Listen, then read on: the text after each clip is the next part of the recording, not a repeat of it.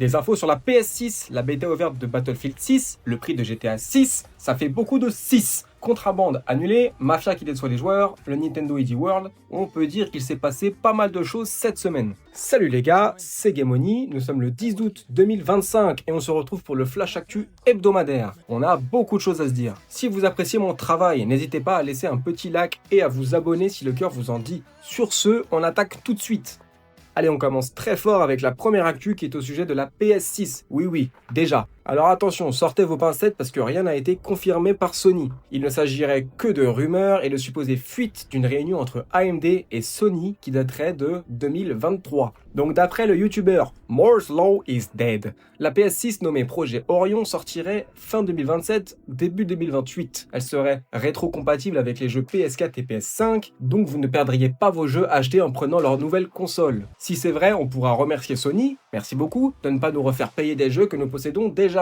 Grand seigneur, grand prince. Il rajoute à cela que Sony voudrait garder les coûts bas et que la machine ne serait donc pas forcément plus puissante que la PS5 sur tous les aspects, mais qu'elle permettrait d'afficher des images 3 fois plus vite et d'avoir un meilleur ray tracing. Son prix quant à lui ne dépasserait pas celui de la PS5 Pro qui est de 800€. Bon, ça veut pas non plus dire que ce sera celui de la PS5, faut pas rêver les gars. 750, ça reste toujours en dessous de 800€. Hein. Mais ce n'est pas tout, il paraîtrait que Sony travaillerait également sur une autre console, une PS6 portable, qui aurait comme nom de code Canis. Apparemment, elle serait pensée pour accompagner la fameuse PS6 de salon. Elle permettrait de faire tourner les jeux PS4 et PS5, serait dotée d'un écran tactile et aurait également la fonctionnalité de passer l'image de notre console à notre télé, un peu à la manière d'une Switch. Pour ce qui est de la technique, elle aurait une puissance équivalente à la moitié d'une PS5, mais avec un meilleur ray tracing. Donc ce serait pas non plus une folie, mais elle serait quand même plus costaud que la Asus ROG Ally X. Putain.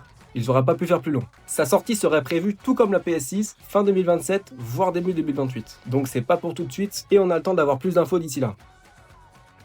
Allez, on enchaîne avec des infos supplémentaires sur GTA 6 et surtout sur son prix. Attention au porte-monnaie. Le 7 août 2025, Take-Two Interactive, la maison mère de Rockstar mais aussi de 2K, entre autres, a sorti son rapport trimestriel, qui était, on peut le dire, clairement au-dessus des attentes. Plus de ventes, moins de pertes et des prévisions annuelles revues à la hausse. Mais ce qui nous intéresse le plus ici, c'est le conference call qui a suivi avec le patron de Take-Two, Strauss Zelnick, qui a été questionné par le média Variety au sujet du prix du futur GTA 6. Et bien, tel une anguille, il a réussi à contourner la question, je cite. Cette annonce viendra de Rockstar en temps voulu. Notre objectif est toujours de fournir plus de valeur que ce que nous facturons, donc nous avons depuis longtemps des prix variables à l'entreprise. Comme vous le savez, l'approche de l'industrie consiste à lancer à un prix élevé, parfois avec des éditions spéciales, et au fil du temps, généralement à réduire le prix pour élargir la taille globale du marché. Nous faisons exactement la même chose, je pense que probablement plus que la plupart, nous sommes très concentrés sur le fait de garantir que l'expérience soit géniale. Non seulement parce que le jeu lui-même est génial, mais aussi parce que les consommateurs ont payé un prix juste pour cela. Je ferme les guillemets. Bon, en gros, vous l'aurez compris, il ne veut rien dire au sujet du prix visé. Mais si vous voulez mon avis, si Nintendo, par exemple, a réussi à passer le prix de Mario Kart sur Switch 2 à 80 balles, ça m'étonnerait franchement qu'ils se positionnent en dessous et je pense même qu'ils vont les dépasser en mettant le prix à 90 voire même 100 balles, ce qui serait une première. Mais en même temps, il faut bien rentabiliser le jeu puisque son coût de production se situerait entre 1 et 2 milliards selon certains analystes. À titre de comparaison, celui de Cyberpunk 2077, DLC inclus, a eu un coût de production estimé aux alentours de 450 millions de dollars, soit 2 fois moins minimum. Je vous laisse réfléchir là-dessus, mais je suis persuadé qu'on sera pas loin des 100 balles. L'emporteront. On va maintenant parler du jeu dont tout le monde parle en ce moment et qui vient d'ouvrir sa bêta publique à tout le monde. C'est le fameux Battlefield 6. Et les chiffres sont complètement fada, avec plus de 334 000 joueurs en simultané sur Steam, un pic de 856 000 spectateurs sur Twitch et des files d'attente atteignant parfois 250 000 joueurs, c'est complètement dingue. Mais malheureusement, la fête a vite été gâchée. Dès le premier jour, le jeu a été pollué par des hacks et des tricheurs. Selon EA, le système anti-triche Javelin, a bloqué environ 330 000 tentatives de triche ou de sabotage en seulement 2 jours de bêta. Des vidéos tournent déjà en ligne montrant des joueurs utilisant des wallhacks, des aimbots ou même des radarhacks. Je comprends pas le principe ni même le plaisir qu'on peut éprouver en jouant comme ça. Enfin, ça a toujours existé et à part gonfler les joueurs normaux, je vois pas ce que ça apporte d'autre. Pour le coup, si les chiffres sont avérés, c'est assez flippant. EA, ils ont vraiment intérêt à réagir vite de leur côté parce que ça pourra très vite faire fuir beaucoup de monde. Même moi, ça m'a refroidi. Ça reste une affaire à suivre.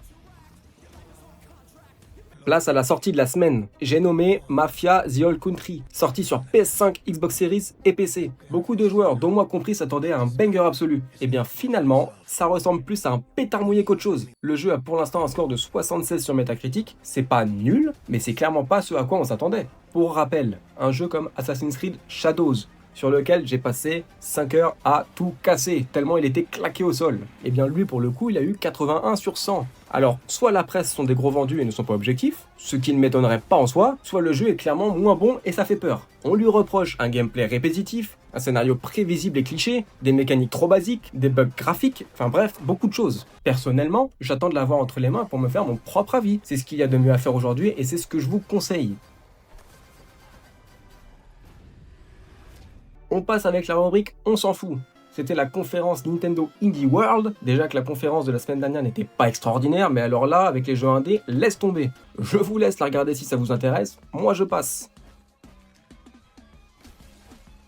On passe sur une annonce qui va en décevoir plus d'un. Contraband, le jeu d'action-aventure coop publié par Xbox Game Studios et développé par Avalanche Studios. Les gars qui nous ont sorti les Just Cause ou encore Everwild vient d'être annulé. Oui, après des années d'attente, c'est officiel, on ne verra pas ce monde ouvert inspiré des années 70. Annoncé en 2021, Contraband devait nous plonger dans l'univers du trafic de contrebande. Avec un style rétro et une ambiance unique, il promettait exploration, coopération et un grand terrain de jeu pour vivre nos rêves de hors-la-loi, mais le rêve s'arrête là. Alors pourquoi ? Eh bien Xbox est en pleine restructuration. Après une vague massive de licenciements cet été, je pense que personne n'est passé à côté, plusieurs projets ont été annulés ou mis en pause. Everwild, Perfect Dark qui est en difficulté, et maintenant Contraband. Alors officiellement, Avalanche Studios parle d'une évaluation du futur du projet, mais selon Bloomberg, c'est bel et bien la fin. Et pour nous aussi, va falloir l'oublier celui-là, et à mon avis ce sera pas le dernier.